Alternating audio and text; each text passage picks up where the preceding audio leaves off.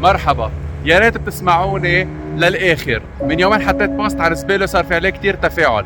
انا هلا موجود ببيت مري، هالمكان يلي نظفته من فتره انا وحسن وعلي. للاسف زباله كلها رجعت. انا فوق بيروت هون، في جنوب بيروت يلي فيه هلا حرب. الله يحمي جنوب، بس انا ما بقدر وقف الحرب. هيدي بيروت تحتي، ما عندناش رئيس جمهورية. أنا ما بقدر انتخب رئيس، أنا ما بقدر حل مشكلة الاقتصادية بلبنان. مرفق بيروت هونيك أنا ما في أعرف مين عمل الانفجار، بس أنا اللي بقدر ساهم فيه كلبناني، كإنسان وطني. ما بقى كب زبالة، لم زبالة، علم أولادي على النظافة وما يرموا زبالة، علمهم على الوطنية، على الانتماء.